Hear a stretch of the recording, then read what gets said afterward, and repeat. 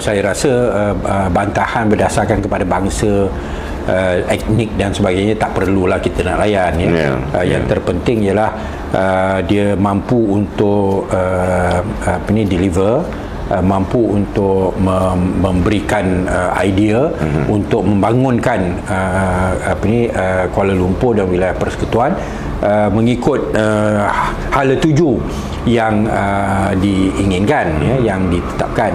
Pada masa yang sama kita kena juga ingat bahawa menteri wilayah sekarang ini jawatannya bukan seperti mana bila saya pegang dulu, kerana masa zaman saya menteri wilayah dia kementerian tersendiri. Dia ada kementerian KWP, saya ingat kementerian ini. Sekarang ni ia telah menjadi satu jabatan dan menteri wilayah duduk di pejabat Perdana Menteri. So maknanya sikit sebanyak dia tidak mempunyai kebebasan untuk bertindak dengan sepenuhnya atas kapasitinya sebagai menteri, kerana dia duduk di dalam pejabat Perdana Menteri.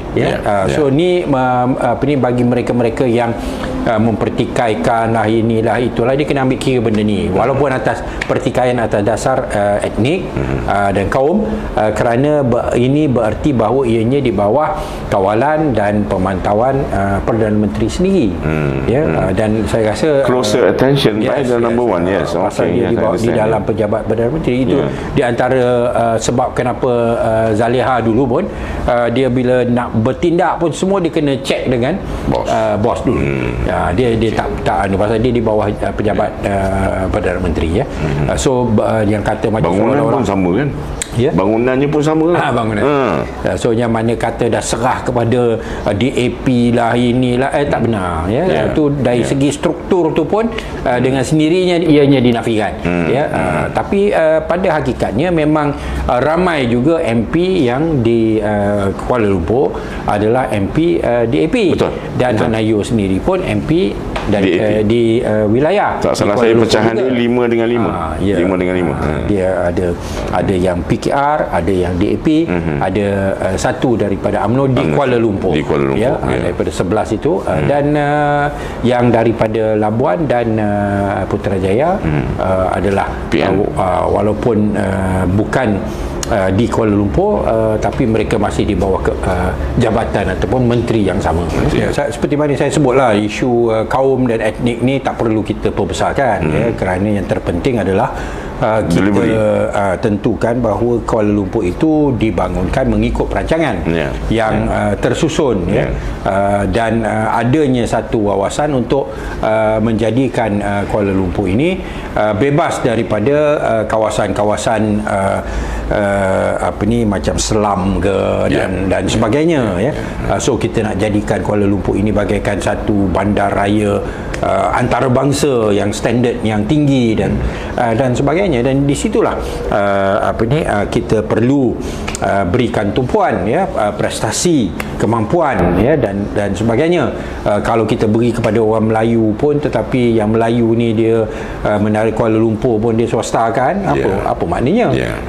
Lalu kita nak tentukan bahawa ianya dijaga dengan baik dan dimanfaatkan untuk kepentingan rakyat keseluruhan penduduk di Kuala Lumpur dan mereka-mereka yang bekerja di Kuala Lumpur. Janganlah tengok soal kaum itu sangat, kerana sesiapa saja yang menjadi menteri, sama ada dia Bengali ke, di India ke, di China ke, dia akan terpaksa akur dengan kehendak rakyat. Kehendak rakyat dan juga undang-undang parameter yang dia got to work within this parameter, kan. Dia bukan diberikan kuasa yang bebas-bebasnya. Ikut suka awak lah, buat apa yang awak nak.